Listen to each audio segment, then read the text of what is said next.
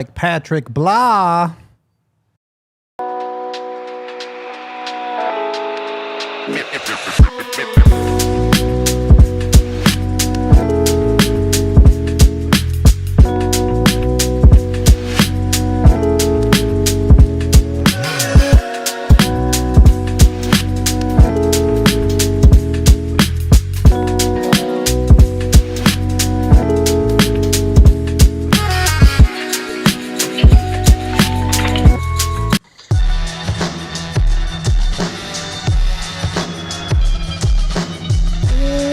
Welcome into the DNVR Avalanche postgame show, live from the Toyota Lounge, powered by your Front Range Toyota dealerships in the Winners Lounge, and presented by Bet365.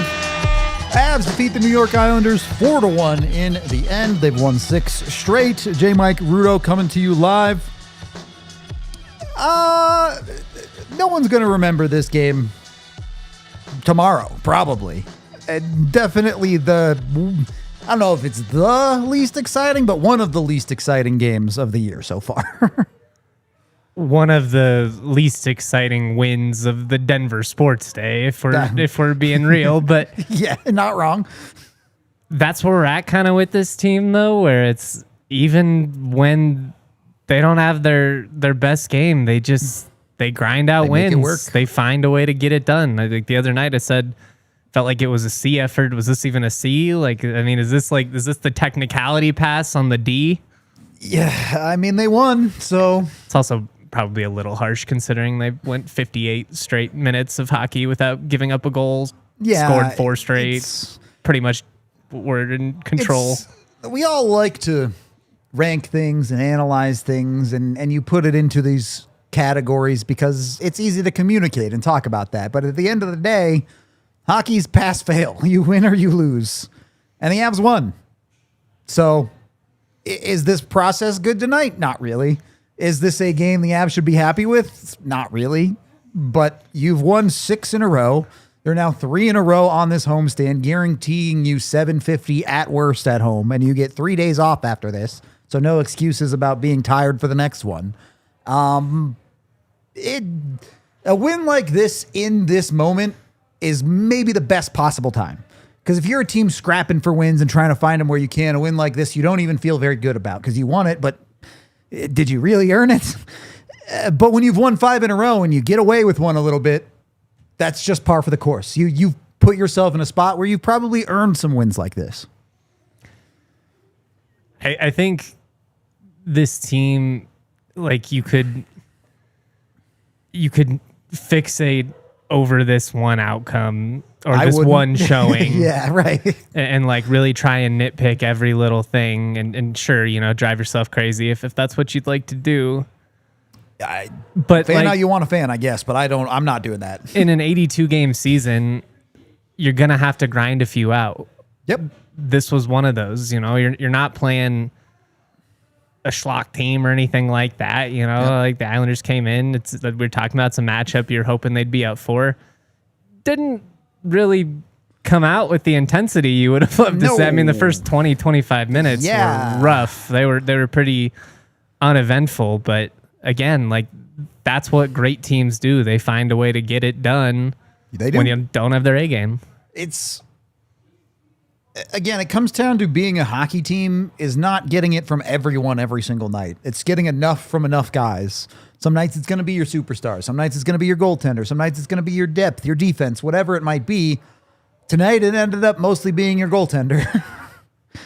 God, Wedgewood's been good. Unreal good tonight. I mean, I don't think Wedgewood has had the perfect season. I think we're starting to drift into the category of Wedgewood is probably getting a little bit overrated by Avs fans with the season that he's had so far. And then he goes and drops this game, which is unimpeachable. Straight up stole a game for the Colorado Avalanche. Yeah, I mean, he had 4 or 5 key saves that completely flipped this game. Yep. I mean, like this... The one goal that beats him, I'm not even convinced should count as a goal. Yeah, like you could make a pretty good argument like that. If that's not a kick, I'm not exactly sure what is. Right. But I don't know. We'll talk about that a little bit. We'll talk about some other stuff too. I mean, a lot of other stuff. There's actually a lot I want to get into, but I want to do the 60-second rundown first. So let's make sure we do that. First period, as Justin mentioned, pretty sleepy from the Avs. There really was not a whole lot there. A lot of coasting through this game. They get burned early by a goal that, look, call it what you want. It gets kicked into the net. It gets kicked in. Even if there wasn't a kicking motion, it's 1-0 Islanders after one period. Honestly, I don't even think the Avs turned up the wick that much in the second period. There was maybe a 5-minute stretch where they were really playing quality hockey. Power play, they got it going a little bit. Yeah, it helped. Ross Colton comes through with a nice finish off a great breakout from Makar to get the Avs tied. And then Victor Olofsson with a beautiful deflection to make it 2-1. And honestly, the Avs kind of sat on that lead for the rest of the game because the Islanders' offense was futile with Wedgewood playing the way he was. And then you finally pick up an empty netter, Marty Necas, to make it 3-1. And Brock Nelson gets a garbage time goal because he deserves a dunk on his old team. So there, haha, Avs win. Skipped over a lot of different things I wanted to get into there, but, I only had 60 seconds, so we did what we could with that one. But I want to start on the bigger picture here. And for me tonight, absolutely Scott Wedgewood, yes, as the individual, was your best player in this game, but you also got it from your middle six. Yeah. Huge to see from the Avs. You're going to want more anytime your top line doesn't really score any important goals, which Necas' empty netter, it mattered, but was it really that important? No. But to get goals from your second and third line on a night where you feel like you didn't play your best game it's an incredible tip of the cap to the Colorado Avalanche to go, we have every piece.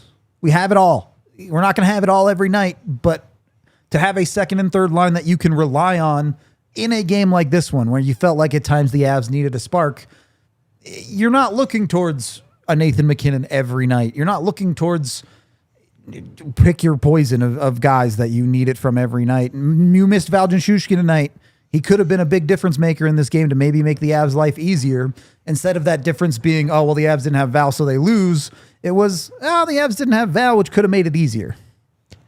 I might butcher this, so bear with me, but Jimmy Carr is a British stand-up comedian, really funny, really intellectual guy, does a lot of crowd work, but he has this great bit on marriage and how it's the concept of 50-50 is a farce because that's not real life. Like there are times where your partner is going to be a 10 and you're going to have to give 90. And there are times it's 55-45. And to me, this was one of those games. Like, yes, in a perfect world, the top line is going to probably carry even a larger, portion of the 50-60%, something like that. Yeah. But in an 82 game season, there's going to be instances where you need those third and fourth line guys to just step up and make a play or two. And if they're able to do that, that might be enough to grind it out, especially when you've got Wedgewood playing out of his mind. Right.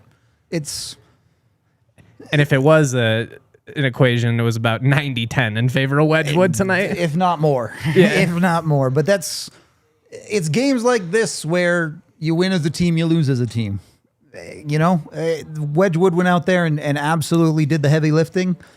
But the rest of the team got it done too. It's probably got to give you confidence too as a goaltender, absolutely. Though. Like when you come out and you play really a terrible first half of the game, and then you just get a hustle goal from Ross Colton, and now all of a sudden it's 1-1, and it doesn't feel so bad. And then like a couple minutes later, you get the other one out of Olofsson, and then now all of a sudden you're sitting pretty big. He had to make a couple of key saves there in the second period. I saw somebody in the Toyota chat comparing it to a Hasek at one point. Couple of saves there where he's throwing the body around. Maybe there were some wild ones, definitely. It was dramatic. That's the thing about Wedgewood. He's playing out of his mind right now. We've talked a ton about the rebound control and how it's a roller coaster occasionally, and there were a couple of them tonight. Yeah. But it's been a fun process seeing this story kind of play out and seeing this guy make the most of his opportunity. And I think you could say the same thing about a lot of people on the Avs this year who are maybe playing above their heads would be the wrong way to say it, but maybe playing above expectation. The Brindleys of the world, what they're getting out of Olofsson this year. All of those guys were key tonight. And all of those guys coming into the year, it would have been like, yeah, I hope we can get some key contributions here and there, but you didn't have realistic big time expectations. No. And those guys are delivering. Gotten money from them. Nothing short of it. It's been great to watch the Avs' entire lineup function effectively. And I think the Avs have gone through stretches of the season already where it feels like they deserve probably more than they've gotten. And they're in a stretch right now where they're getting at least as much as they deserve in hockey games, as far as the scoreboard is concerned. And it's nice to see. It's nice to see. Nice to not get goalied in some of these games. Well, and there's value here, right? You're not running scores up too much. I know that the Edmonton game, yeah, sure, you beat a team 9-1. But you look at these other games, and these goals that you're getting are coming in important moments. Ross Colton ties a game for you. Victor Olofsson gives you a lead. Even the empty netter, that's an insurance goal that lets you breathe for the last 90 seconds to 30 seconds, really, of this game. The Brock Nelson one's pretty free and cheap, but you still put yourself in a position to win. And we talk so much about, we want to see the Avs play a full 60 and the illusion of playing a full 60 that's not really a thing. Like there's another team out there playing 60 minutes trying to stop you from playing a full 60. So it's really hard to actually do that. But when you're actually looking at a game like this, the Avs didn't have a great high end in this game, but they did a good job of surviving their worst 10 minutes and surviving the Islanders' best 10 minutes. Yeah, I think they didn't let things compound when you gave up a sloppy one early. That's key. Don't put yourself, you gave up a dumb one. Don't go into the first break down 2, 3 goals, something like that. And I also felt like they did a good job of responding to some of the chippiness that transpired in this game. And I think some of that maybe kind of backfired on the Islanders where definitely you backfired on Anders Lee. Yeah, I mean, how's that jaw feeling? But you've got a sluggish start, and like why poke the pit bull? Yeah, I didn't understand that at all. Especially the way this game was getting reffed. And I know I complained a lot on the watch long. I don't think the reffing was that horrible tonight. Wasn't that great either. I wouldn't say it was good, but I'm not going to sit here and be mad about it like I was the other night. The one part that confused me is why the Islanders decided to do all of that, because the refs were giving Scott Mayfield free reign to do whatever he wanted to the Avalanche, and they were not going to call a penalty. And then the Islanders decided that wasn't enough and that Josh Manson had to fight. Like, I don't get it from the Isle side.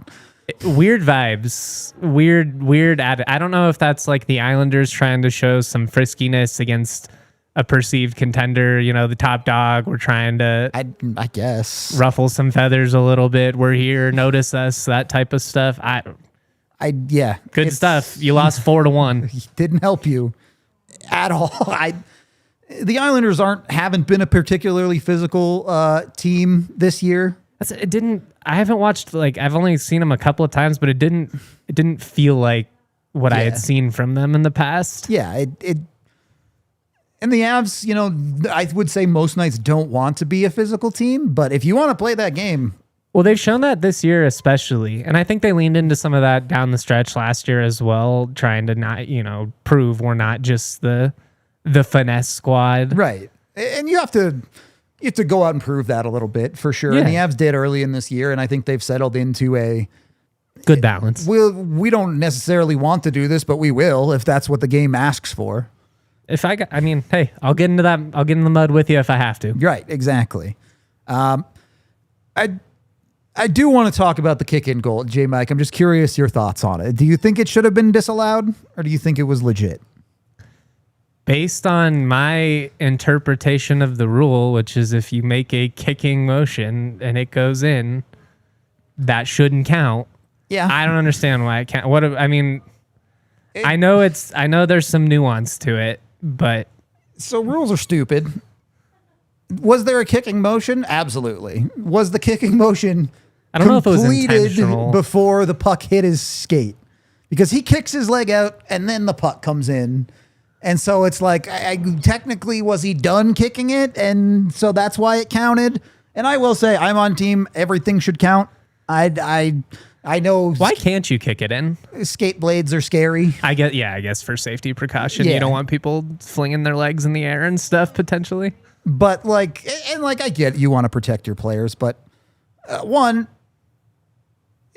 unfortunately, skate blade cuts do happen in the NHL very rarely, but they do happen, and I don't think that particularly a lot more would happen if people started being allowed to kick in pucks. Certainly from outside of the crease. I think we would waste far less time with ambiguous replay reviews. I agree with that. A lot. Which I'm in favor of in any scenario, any sport, any rule. Just remove them. Whatever keeps these games moving, I'm on board with that. Just like I'm on board with our awesome partners over at Breckenridge Brewery. Check out Breck Brew's new West Coast style IPA, Ridge Runner. This double dry hopped brew is inspired by the untamed beauty of Colorado's trails. It creates notes of bright citrus and pine. Y'all know we love our Breck beers at DNVR. I've got a lot of love for Breck beer in my personal life. Fiance worked there for over a decade. Breckenridge Brewery is the official craft beer of DNVR. They've got a beer for any occasion. I keep it simple. Avalanche Amber Ale, you can never go wrong. Funslinger, highly crushable. On brand, Avalanche Amber Ale. Check it out. Whatever Breck you're into, you can check it out, the Breck Beer Locator at breckbrew.com and find a brew near you. Thank you. If you want to get yourself a little bit of more beer money, too, you're going to want to check out Monarch. Go get yourself with Monarch Unit at monarch.com today. They are essentially an entire financial command center. They'll show you everything when it comes to your finances. Don't let financial opportunity slip through the cracks. They've been rated like the best finance app by a ton of different places. I always read it out, but y'all already know, whether it be Forbes, the Wall Street Journal, or many other places. It's an app that is loved out there. So make sure you get with them. No more guessing, no more hiding, no more, I didn't realize we spent that much. It'll show you a complete picture, a little pie chart of where you're spending all your money so you can know exactly where your finances are at. If you want to save a little bit more, you can know where to cut it from. If you want to realize you have a little bit more spending money, go get yourself some Breck Brew or something like that. Monarch makes all of that math easy for you. Whatever you put into it, whether it be your bank accounts, your finances, your investing, they'll show you everything. So go get with them. Don't let it slip through your fingers. Use code DNVR at monarch.com in your browser for half off your first year. That's 50% off your first year at monarch.com with code DNVR. Ryan in Toyota chat says, they would have disallowed that if it was Landy. You know they would. You know they would disallow it. Absolutely. That's just the way the cookie is crumbling this year for the Avs. And I do think there's some underlying credit that the Avs deserve this year. Look, every team loves to be the team that, the refs are against us. All the bad calls go against us. One, no one else in the league has more than one disallowed goal besides Landeskog, who has 3. But 2, the Avs have shown, I would say, much more steadiness. They're much more on the level when it comes to, you saw tonight, multiple different Avs players going to the refs and being like, what is going on, man? Like, what are we doing here? And instead of the Avs blowing up and melting down about this emotionally charged moment, they reset, they get themselves back to where they need to be, and they end up winning the game. I'm not going to say comfortably, because I don't think they deserved the comfort in this game. It was a 2-1 win down to the wire. But they do what they need to do on the ice instead of letting those emotions affect them the wrong way. Wasn't nearly as sweaty as it could have been. Yeah, it definitely could have gone worse. But were you surprised? I mean, every game is going to have its own nuances when it comes to officiating and what's being called and what's not. I don't feel like this game got out of control, but I feel like it could have, and they didn't really do much of a job, especially when the Islanders were getting a little wound up there in the second period, of calming things down. Like, there's a different world in which this game got like ugly and sloppy in a different kind of way, and I'm glad it didn't. I think, like you're saying there, that speaks to the maturity of this group. But it was just a weirdly officiated game. Yeah, I agree. Things that got called and things that didn't get called made it weird. But again, I don't want to make a thing of this. The Avs won this game. It is what it is. Yeah. Sometimes you get calls, sometimes you don't. Right. It just felt like the things that were let go and then the ticky-tack things that were called were a very odd balance. I'll just leave it at that. It was very odd. Also, the 3-stars of the game. I don't know that it's an odd balance, but just maybe some guys we haven't had on the 3 stars a whole lot so far this season. Starting with star number 3, Ross Colton scored the first goal of the game. Was, in my eyes, one of the best Avs on the ice for the majority of the night. He was everywhere. Yeah, for a game where it felt like a lot of the Avs were maybe a little sleepy, maybe not kicking it up into high gear, Ross Colton was. He was on the forecheck. He was on the back check. He obviously scores the first goal off of a great feed. A guy who went out and earned it tonight. I feel like he's one of those guys who's subtly really, I don't know, instinctual. Like he just feels like he's in the right places at the right time would be the simplest way to put it. I don't know. I'm struggling here trying to get cute with my words, but no, you're right though. Like there are a lot of guys that work really hard to almost get involved in plays. Yeah, they finish their checks. Yeah, they might be hard to play against just because of that physical aspect to their game. But how much are they actually affecting the puck in any given game? Sometimes it's not a lot. You're out there moving. But. Right. And that's not Ross Colton. Ross Colton has the intelligence, the hockey IQ to put that hard work into effective play. And it's not always going to end up perfect on the back end of it, where maybe a pass gets away from him or something doesn't quite connect. Such is life. And that's why he's a middle six guy and not a top six guy. But it's effective hard work. It's not just hard work for the sake of working hard. You love to see a guy get rewarded like that, especially with a big goal in this type of game. Absolutely. I heard a little bit of him on the Altitude post-game show too, talking about, I shot that blocker side under the blocker armpit there because I felt like I've been trying to go glove side too much lately and it wasn't working. I was missing the net, things like that. So much of this game for the Colorado Avalanche was about simplifying their hockey game. And the second they did, they took a lead and they went on to win. I mean, one of the things I have, I just take like random notes, things to potentially bring up during the post-game show, and just simple, but good things happen when you put it on net. Yep. It's just so blatantly obvious. When you look at this game, I spent the entire first period begging the Avs to shoot the puck from distance. It was so obvious what the New York Islanders were doing. Yeah, they were like, we will give you anything above the circles. Like, shoot from out there. The Islanders were willing to give that away. And you look at the Avs goals tonight. Okay, it's a break goal from Colton. The Avs are good for a break goal every night. But their 2 goals beyond that beat a goalie are shots from outside with deflections. The math is not that simple sometimes. Take what the other team is giving you.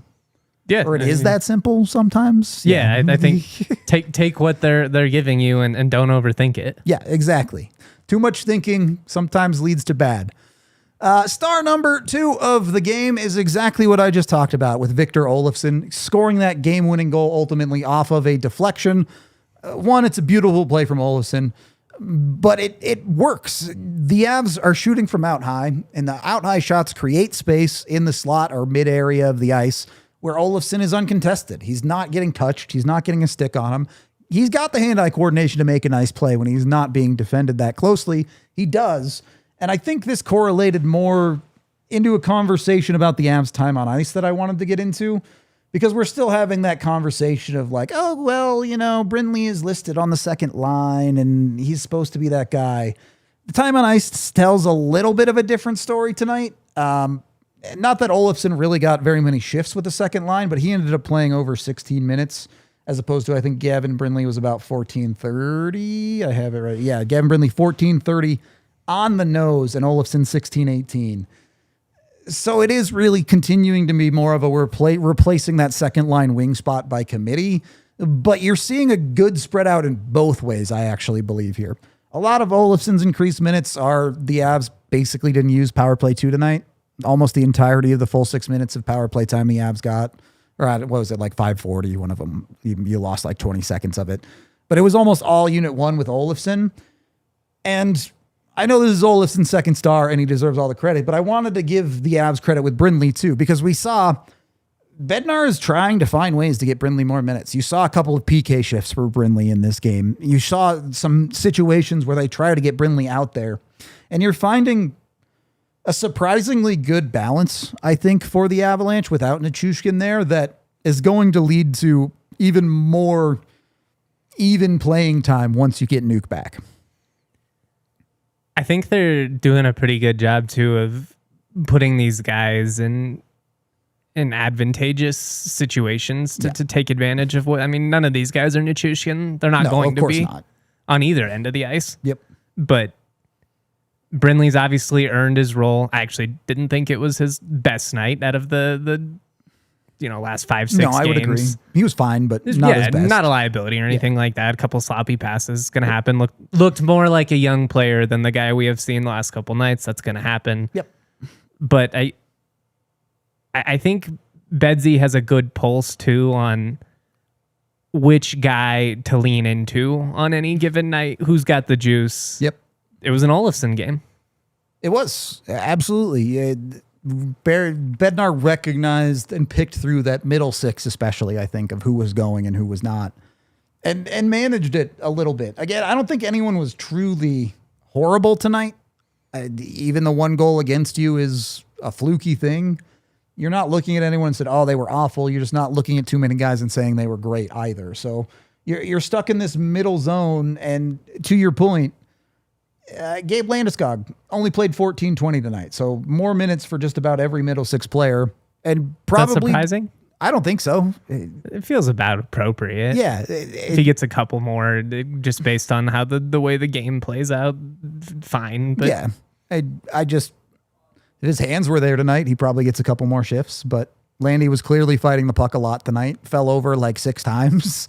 I don't think that's anything to worry about, but it clearly wasn't the guy you're looking to actually go out and make the plays tonight. And a guy like Olofsson was. So, and he's going to have games like that where the rush shows. And, it's fine. Zero worries about Landy. More so just credit to Bednar for going with the correct players at the correct times in this game, which includes our number one star and starting Scott Wedgewood in this game. Makes 28 of 29 saves. We talked about the craziness of some of those saves, but I think it's also important to note Wedgewood has had plenty of one-goal games this year, but I think we've fallen into, we always assume is still ultimately a backup in this league, and if he's going to let in a softie every night, well, that's fine if he only lets in one. Okay, now this is the next step. He let in one, and it was not a softie, and then he let in 0 more on what was maybe not his heaviest workload by total shots, but number of quality saves was probably one of his busiest nights of the season so far. Yeah, I'd say this is at worst a top 3 Wedgewood performance. I mean, he stood tall. Yeah. And the saves he made were timely. Obviously all saves are timely because if you're giving up goals, like you're going to feel that, but I don't know. Like I just feel like certain goals, certain saves are louder based on the momentum of a game, and the few little runs that New York had where they generated some pressure and got it going there. It always felt like he was right there with something to just, here's cold water on your little bit of heat. Yep. The Avs have, in most of their wins this year, the Avs have done a pretty good job of finding an insurance goal, especially in the third period with more like 10 to 15 minutes left in the game. That takes a little bit of that pressure off. There was no room for error in Wedgewood in this game at any point. If he gave up one more goal, the Avs are probably in trouble. And he just said, nope, I got this one, boys. And you give up, I mean, again, we've already said it. This wasn't the team's A plus showing by any means, but I mean, you take a couple of frustrating penalties late in periods too, and he doesn't have that come back to bite him. Yeah. You know? Some of those penalties were bad. I think if you're looking for stuff to clean up, that Necas one, especially at the end of the game, what is he doing? Just don't do that. You don't have to do that. You don't need to flip that puck out. We do have some audio from the locker room from Scott Wedgewood if it's ready, Tiff. Cool. Let's hear from our first star then. Backup role, and obviously getting a chance to start. You dream of it, you want it, and it's been fun behind this team to do it. And we got a good 1-2 punch here, so the more I get in the net, the more comfortable you get. Scott, this PK seems to be clicking at a really high rate. What can you say for the guys in front of you? Just awesome. I think when we give stuff up, it's not blatant breakdown. It's just they're gonna have to get a shot. They're gonna manage, and when you can kind of keep them into a situation where I don't have to overly rotate or get completely backsided or blindsided, it's a lot easier to make those saves on myself and Blackie. So we're aggressive at the right time. I think we jump at the right time. We move as a unit, and that frustrates teams. and then you just got to get yourself in a good position. I think I played aggressively. I don't concede on the PK, which I tend to do over years, and I think it just gives you the extra chance, the extra inch to get a puck to hit you. I asked you a couple nights ago if the team was having fun. How much fun are you having right now? Oh, I'm loving it. Obviously, the wedgie chants here, and like I said, the way this crowd and home bases embrace me has been awesome. I get to joke around and be myself, and they seem to eat it up. So that's obviously a lot easier. It's tough when you have a tough crowd when you try and tell jokes, but getting the net, playing more consecutively in a row, you get more confident. You get to run through more and more reps without second guessing yourself for a couple of weeks. Like I mentioned, in more of a backup role, you have to wait and then try and be perfect, or back to back, and you get in the net again and again and again. You're just like, all right, that worked last game, let's go again, and you don't have to sit on anything. Your last one, guys. Second period where you one kind of lunged over and then whipped around. Like, I don't think they probably teach that one on any tutorials. Just not a lot they teach in my game anymore. Just they made a good pump fake in the middle, went down to the goal line, and he had my ear hole, and I had to jump to get contact. And Blackie and I were joking about it. Just the only way out of that, you're inside your net, is just to get your feet back under you, and I had to barrel roll to get back up. So credit to the guys, they didn't get another shot when I was upside down. It would have looked pretty bad. But just find a way to stop the puck. I mean, I'm going to give it everything I have. I've said that before, and sometimes it's not the most perfect goaltending position, a little unorthodox, but as long as it stays out of the net. I guess, thank you. Must be nice. Number 1 star, backup goalie. Who cares? Don't put any labels on it. He's just the dude doing the job right now. It's just a man with a plan. That plan is to stop pucks. So far, that plan's working. It's working well. And if you're working hard, you need some Brunt workwear, y'all. Brunt's best-selling Marin boot. We've got one right here on set. They are built not only just for the toughest job sites, but they're completely waterproof. So if it's rain, muddy, standing water, your feet stay dry. Love that. From oily workshop floors to muddy farm fields and everywhere in between, the Marin 6-inch soft toe is built for workers across a variety of trades. They're stylish, they're comfortable, and they're built to last, which is huge. Founder Eric Gerard grew up blue collar, started Brunt Workwear after his friends in the trades kept telling him that the big brands had stopped listening, they hadn't changed in 100 years, and even worse, they'd sold out to become fashion brands. Ugh.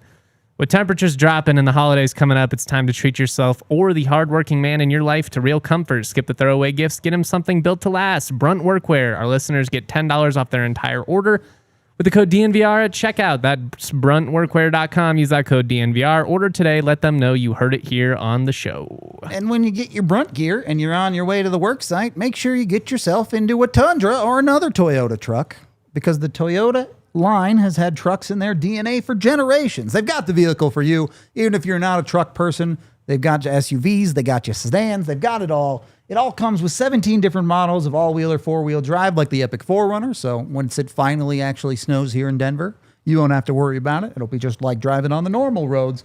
And of course, they have the most zero-emission vehicles combined than any other automaker. 16 different hybrid vehicles. They even have hybrid trucks like the Tundra iForce Max. If that's your thing, you can save money on your everyday commute there. Jump in and visit your local Front Range Toyota stores, including AutoNation Toyota, Rathbone, Centennial, Corwin Toyota in Boulder, Groove Toyota in Littleton, Mountain States Toyota in Denver, Stevens Toyota East Aurora, and Stevens Toyota West in Lakewood.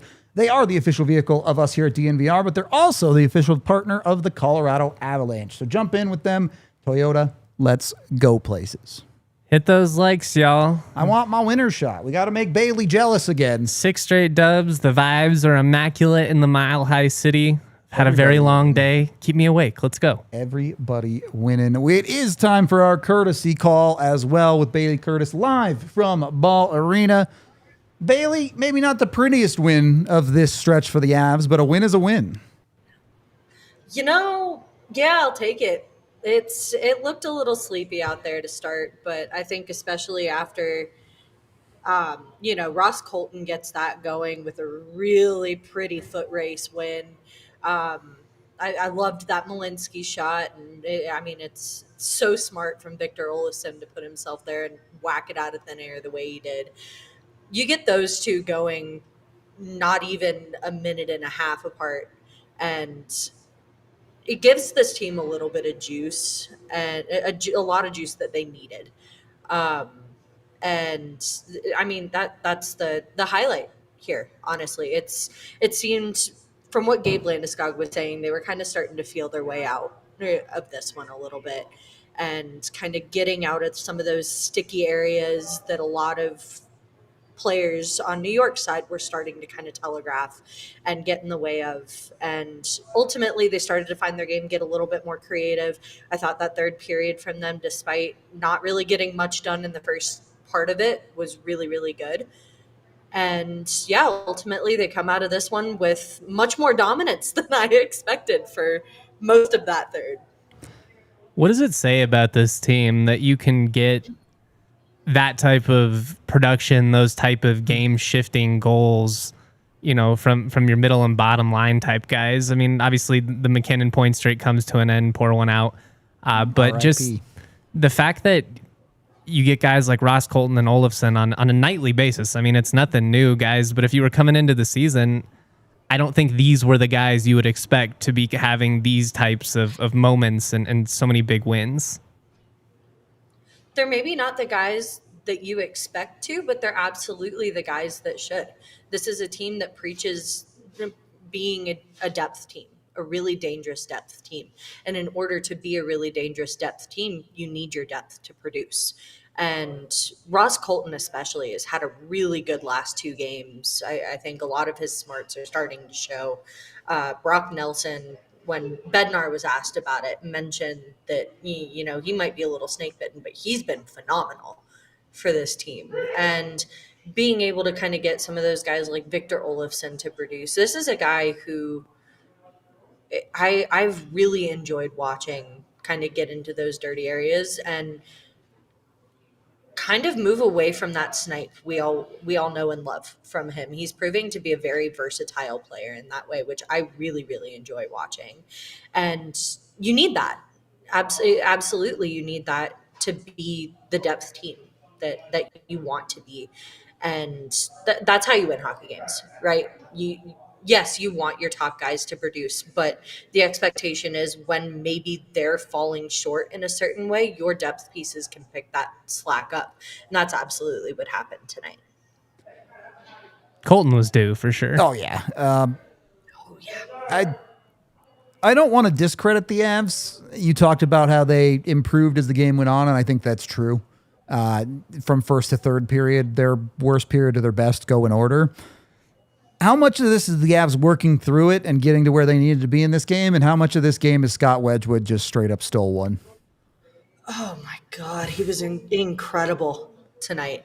But I think, this team each has its own little shining pieces. And I really agreed with something Bednar said too, is while Scott Wedgewood was fantastic tonight in his own right, I mean, he did bail this team out of a bunch of grade A opportunities, namely, though, on the penalty kill. He called Scott Wedgewood the team's best penalty killer tonight. And I think that is absolutely true. But in the team's own right, they being able to get the production the way that they did from Colton to Olofsson, and then drive a lot of that towards the end with Marty, with Nelson getting that last, late one. I think there needs to be credit where credit is due as far as this team is concerned, playing in front of him, because while Scott was fantastic in his own right, he absolutely deserved the first star of the night that he was given out there on the ice. The team in front of him, especially by the end of the game, was playing phenomenally. Yeah, they got it done. I don't know if I'd give them phenomenal, but it was good enough to win, and that's I don't know. I think towards the end, it's nice to see some of those chances go in. Again, for a guy like Brock Nelson, who has been kind of looking for it. Again, a Ross Colton, phenomenal way to jumpstart momentum, I will say. Maybe not overall, obviously. Again, this is a game that the Avalanche had to kind of build and play into. But in spurts and in different places, there was not a single line that Jared Bednar did not like here tonight. And I think that if you're looking for something that's phenomenal, like that's an absolute win to take out of tonight as well. The first three lines, I think he's telling the truth. He also played Taylor McCarr, I should say, 3 minutes and 21 seconds in this game. Yeah.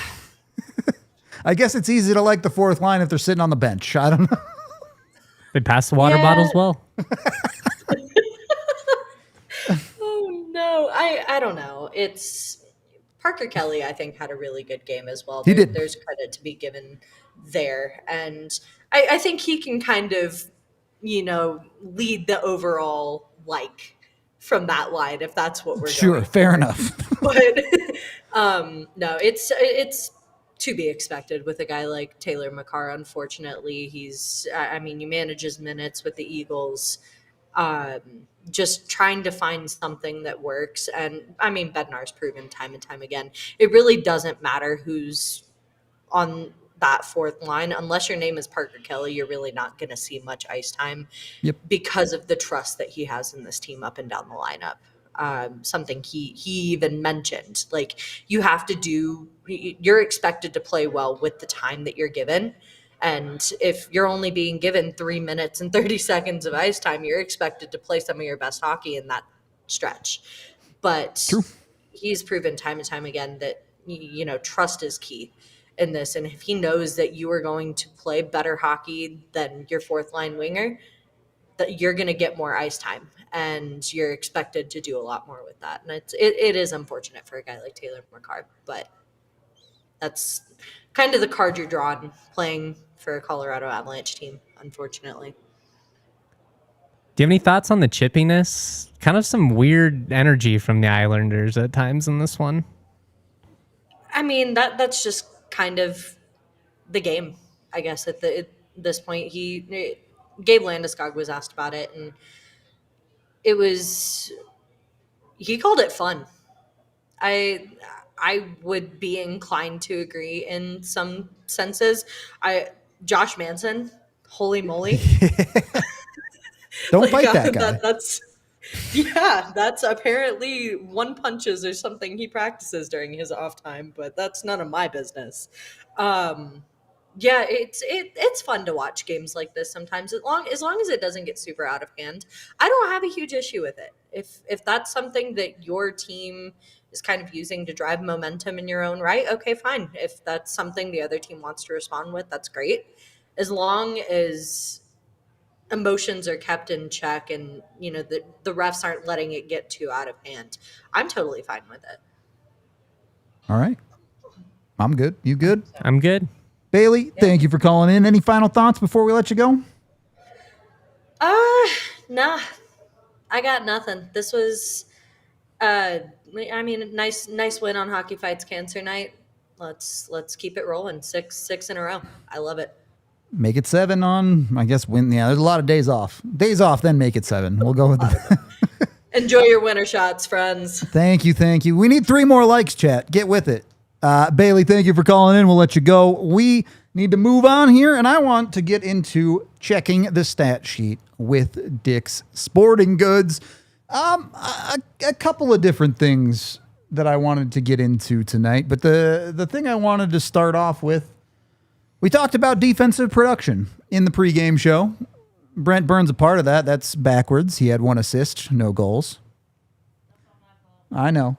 But between Brent Burns and the rest of the Avs defense, Malinsky and Makar also picked up assists for 3 points tonight. The Avs scored 4 goals. 3 of them involved a defenseman, and all of them that beat a goalie involved a defenseman. Once again, the Avs have the best defense in the league. One of your big keys in pregame. Yeah. Are they perfect defensively every night? No, but they are always going to get theirs. They're going to get a little bit of that production on the offensive side. The Islanders' 1 goal also involved a defenseman, so they had an all right night for their defensive production, but the Avs was better. They outclassed them on that front. Burns, again, continues to be just a consistent monster for the Avs in ways that maybe I wasn't expecting. Yeah, sometimes the skating can be an issue. Yeah, sometimes he's prone to a big mistake, but he's out there working his butt off when it comes to penalty kills, when it comes to defensive structure in their own zone. There really is a lot to like about Brent. I feel like his positioning was rock solid tonight. Yep. Really a lot of key plays at key times, especially as you mentioned in their own zone there. I think Brent Burns is a perfect example of good enough tonight at times, and not in the sense of like, oh, he was bad, but I mean, when you're playing defense in the NHL, any play you make that results in the puck not going in your net, good enough. Yep, exactly. Brought a little bit of attitude too. Dumped a dude. I like that. Didn't take any guff for sure. Made sure his presence was known on the ice. And do you see this beard? yeah, right. You don't want to deal with that, which I got to shave again, so no I beard know. for me. But Ruda's getting Ruda's getting a new shave kit for the holidays. I know. I got to start getting a budget for razors again.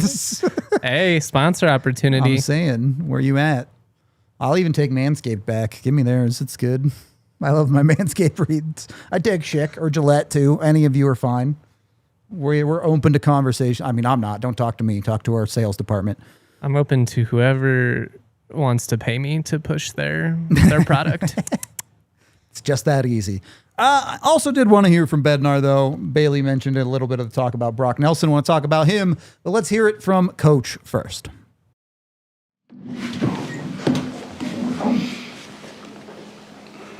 Mind to raise your hands if I'm calling you. Jesse. Coach, it seemed like maybe a little bit of a sleepy start for both teams. Gabe said that maybe there was a little bit of feeling out. Just how'd you see this one play out? Yeah, I think you had two teams checking the right way, playing tight defensively, not a lot going on offensively, and so it was a little bit of a grind on both sides of it, So, hey, you play the game that's in front of you. That's what it is. So you got to find a way to just keep grinding through it and chip in one more than they do. And we were able to do that tonight. Ryan and Colleen. Patrick Watt talked about what Scott Wedgewood did in this game. On just your thoughts on his play, the big save on Horvat, or both big saves there towards the end of the game. Yeah, I think again, really tight checking, both sides of it 5-on-5. I thought both goalies probably made a couple nice saves. But Wedge did his best work on the penalty kill, right? Like, penalty kill was good. Their power play I thought was really good, and Wedge is our best penalty killer. To me that's the difference in the hockey game. We take some penalties, and they created a number of grade A chances on the power play, and Wedge was the difference maker. Colleen, then Bailey. I mean, obviously not necessarily a play that you can practice, but Olofsson gets that game winner with the redirection. And just what is the significance of him being able to just show up when you guys? Yeah, I mean, well, you need someone to. That's what we've been able to do, is someone else step up in key moments. Like, it was difficult to create offense out there today, and probably both teams lacking some legs. Like it's been a grind. So you need, you don't have to make every play, but someone's got to make a difference-making play in a game to win, And the more you can make, the more you're going to, win by a bigger margin. So there wasn't a lot of them for us tonight, but that was a big one. And I thought kind of that stretch for us was our best hockey tonight, 14 minutes in the second period. We had a good push before that goal, then we get a bunch of chances right after it. That was the best we played tonight, and we end up getting a big goal out of it. Brock Nelson, 2-point night for him. Obviously, he's been playing really good hockey through this stretch of games, but on the production side of things, what have you seen that's kind of started to work for him? Well, I thought he skated really well tonight. One of the things that's helping him, again, is just kind of he's getting to the interior of the ice a lot. A high percentage of his shots are coming from the interior of the ice. He's been snake bitten a little bit, but we're starting to see a little bit more production. Pucks going in the net for him now. I think it's just a matter of staying with it. I think goal scorers will go through that. I'm not concerned with the amount of chances he's getting. I like to see him finish them off, and now he's starting to do that. So I think it's just sort of a natural progression for him, that eventually some will go in for him if he keeps getting quality looks. And but the skating for me helped tonight. I liked the pace he was playing at, and I liked the fact that he was driving his legs when he was crossing the blue line and trying to get a little bit more dangerous himself in his own play. Eric and Megan. Sticking with that line, it's been quite a few games now since you made the Colton and Landeskog switch. What have you thought of Ross Colton on that line and playing with Brock Nelson? Yeah, I like him there. I think Colts has been really good for us recently. He seems to be another guy that just seems to have found another gear with his skating. He's showing up, consistently and nightly, basis, every game, like making some difference, making plays. Today was another one, right? He gets a big goal to get us started, and it's using his speed through the neutral zone, and he's been a hunter on the forecheck, turning over pucks, and so he's coming up with pucks because he's using his skating and he's relentless on him. But I've liked his game a lot. Megan, then Ryan.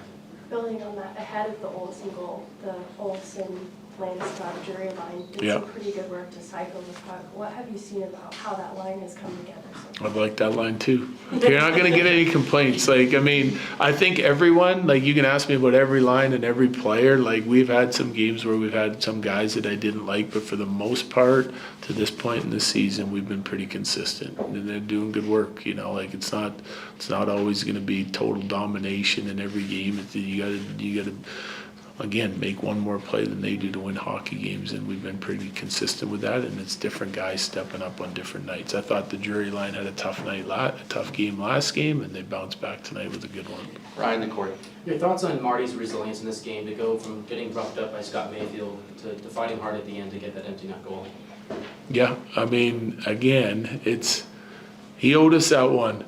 He threw it over the glass, with time. When the whole rink was empty.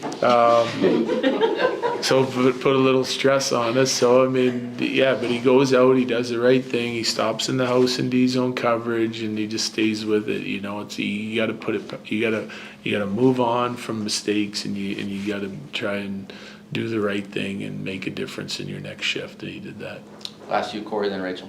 I know, in the grand scheme of things, you don't care how old your goalie is or whatever your goalie's background is, but have you been able to just kind of appreciate where Scott has come from and this kind of winding journey of his to where he's at now? He's 24, 5, and 3 for you guys.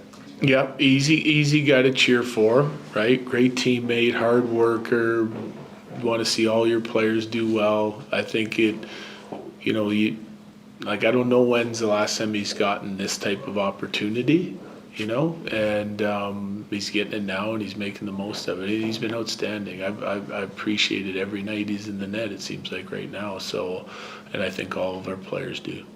Finish, Rachel. Gavin Brindley played a career high 13:02 last game at 14:30 tonight. How do you think he's managing just more ice time? Handling it just fine. Yeah, the game looks exact same as when he was playing 5. I give him the praise when he was playing 5, 6, 7, 8 because that's more difficult to stay in the game and in tune. But he found a way to make every shift impactful and kept doing the right things with, both puck pressure up ice and defending well on the other side of it. And his decision making has been good, and that's continued regardless of how many minutes I've given him. Yep. Thanks, sir. Thanks. Easy to tell Bedsy likes Gavin Brindley, huh? Doing just fine. Chat, you got us to over 100 likes. Thank you very much. It's time for our Dr. Dubs winner shots. Cheers. Drink your Avs, medicine. y'all. Go Broncos. 6 go straight Nuggets. post games with these. It's getting fun. R.I.P. Max point streak. R.I.P. my diet. It's what it is. If that's what needs to happen for the wins Willing to continue. Sacrifice for the city. I like that. Oh, man, it's so hard being me. There is one other guy that I wanted to get into tonight, and that is Brock Nelson. Bedsy talked about him a little bit. Bailey talked about him a little bit. Is that ultimately a garbage time goal for Brock? Yeah, absolutely. I don't know if there's anyone on the team that deserved it more than him, though. This is a guy who's been in and around the points, and maybe they just haven't quite been coming his way. Not just tonight, but we're talking about most of November, if not the whole season. Brock has been playing well above his production rate. He's the only guy with 2 points on the Avs tonight. He's had so many scoring chances in the last 4 or 5 games. He very easily could have been a guy who came in with 3 goals in 4 games, and nobody would have been surprised. His production is ticking the right direction. He's gelling and meshing on that line really well, despite the fact that they've had to shift some stuff around with the Nuchishkin injury. And you can't ask for a whole lot. He's doing the things that you would hope to see out of that 2C role. They've played 2 full games without Val Nichushkin. Brock Nelson has 3 points. And that's what, everybody said it when if you had to pinpoint one person who specifically probably needs to elevate, it was him. It was him, and he's done that. It's super nice when the Avs have that. And this is, it's so easy to knock the Avs 2C spot and how much they've struggled to find a guy there. And yeah, you're going to look at Brock Nelson's season production and you're going to want it to be more. The 2 points tonight helps start pushing that in the right direction. The point the other night, he still needs to find a little bit more consistent actual point production, but it's coming. One, it's coming, and two, he quietly has been very good for the Avs in a lot of roles. Nelson has taken on a decent amount of defensive zone shifts and been fine to good on that side. He stood out far more on that end than he ever did at any point last spring. Agree. And it's interesting because the Avs are becoming more and more comfortable. I don't think they're necessarily seeking this out, but if the other team's top line goes against their second or even third lines, great. The Avs are down with that. They'll play that game, and then they'll roll McKinnon and Necas and Lehkonen over the boards and say, good luck, kid. Have fun with that. Yeah, exactly. And I do want to give the Avs top line a little bit of credit. I know they didn't necessarily produce tonight. I think it's fair to say Nathan McKinnon was in that over-passy mode as he gets into sometimes. But at the end of the game, the Avs' best possession line was their top line. Even on their off nights, that line finds ways to be effective in a way that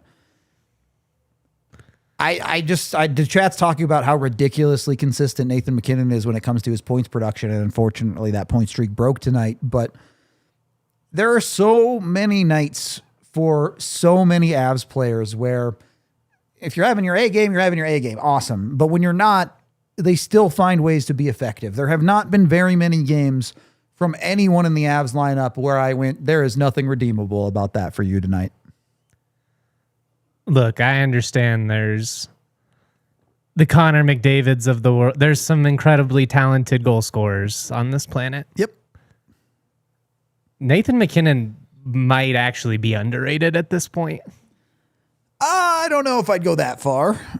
I feel like it's this ridiculous notion when I get into this with certain people that like you can't even put him in the conversation. Oh, he's definitely should be in the conversation.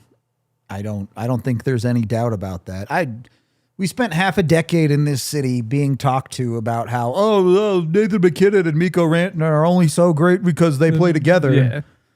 And now looks pretty good still. Leading Marty Necas to what is going to be a career best season for him.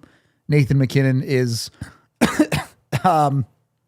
been anointed the best player on the planet by numerous people by around me. Not just by you. That's the thing.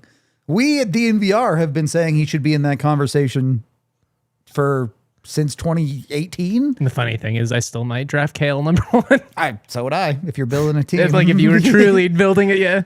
But right now, this second, Nathan McKinnon, he's certainly been the best player this season. You can love McDavid all you want, but where is Edmonton right now? How's that going? What's he do to elevate his teammates too? Yeah, great. Instead of it being McKinnon and Mikko, it can be McDavid and Draisaitl are only good because they play together. Yeah. Let's do that storyline. While Nathan McKinnon goes and wins all the trophies. What? I get roasted enough on Twitter. I was just because I'm curious here. We got a couple minutes left at the end of the show. I was just going through some home numbers at the end of the third period. 7-0-2 at home right now. Pretty good. Went 32-5-4 and 21-22. Pretty good. Can they top that? I mean, the NHL record for home wins is 36. The 95-96 Detroit Red Wings. We're basically a quarter of the way through the season. You would have to maintain the pace you're on for the entirety of the season. You can lose 3 more games at home to get 36 wins. That's insane. I don't want to go there because I do think there will be a lull at some point this season. Okay, well, let me ask you this then. 36, you're right. That seems a little far-fetched. Pretty crazy. 31, but they did win 32 and 21-22. Could they match that? Definitely, that could be on the table right now. The way the Avs are playing, they make it look easy, man. They really do. Tonight was maybe the worst complete game at 5-on-5 the Avs have played this year. And it really wasn't that bad. And they won. I would like to see a response. You got, of course, a couple nights off here. Rest, reset, forget this one, and play a better game on Wednesday for sure. Yeah, you've maybe back-to-back games now coasted. I don't think is the right term, but yeah, you've been able to win without being at your best. You weren't in sixth gear for sure. Yeah, and it would be nice to see them reach that gear again, even if it's just for a game or two. The Avs, as we have our 10-game stretch here, also have the opportunity to have this 10-game stretch be 9-0-1 if they can beat New York. So pretty good. In a lot of ways, that Rangers game almost feels like a free roll. If they lose that game 15-1, they still got 17 of 20 points in this stretch. Ridiculously good hockey from the Colorado. 24% of the way through the season, and you still only have one regulation loss. Dumb. And we say it on every show because it's that ridiculous. Like, I just, at some point, you keep waiting for inevitability.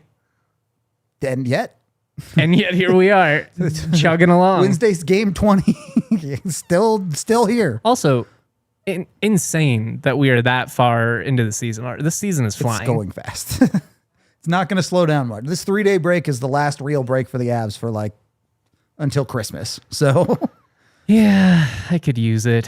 Me too. We do have a couple of super chats to hit, I think. Yeah, the game is Thursday. You're right. I said the wrong day. The Avs have 3 days off. It's Sunday. I know what day it is. I don't. I'm telling. In season, it's game day or not game day. That's it. That's it. $2 from Ryan says, so Rudo has to shave again. Yeah. Yep. Keeping it clean until the Avs stay drop handsome. a game. Has to look real pretty for all you. I blame you, Chet. I don't want to shave. This is on you guys for asking about it. And then $5 from Yoshi, who says, hats off to Manson with those shots before he was pulled to the ground. Yeah, that uppercut was nasty, man. How'd that chin feel? I feel like some frozen peas, buddy.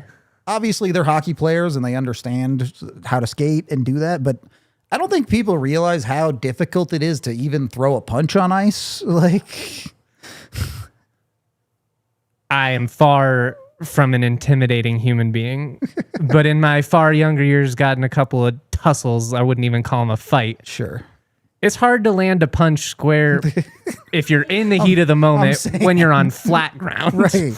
And Manson just dropped a dude on the ice like it was nothing.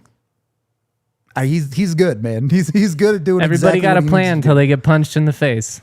Yeah, and Anders Lee's plan was to be mad in the penalty box. So mission accomplished, I guess, on that one. Good job, buddy. Hopefully Manson's hand okay. He had some ice on it. Yeah, it didn't. It does hurt to punch somebody in the face. Another thing that a lot of people don't realize.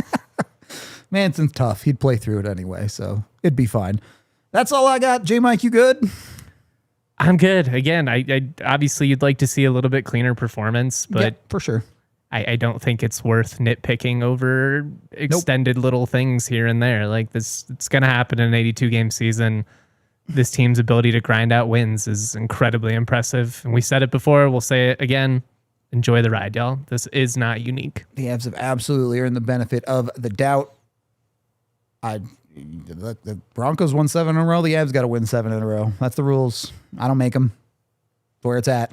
We're going to get out of here. We appreciate all of y'all hanging out with us for this one. We are off Monday and Tuesday, so we'll be back for a Wednesday off-day show to talk it up. We hope to see you there. This has been the DNVR Avalanche post-game show presented by Bet365. We all silly like the mayor.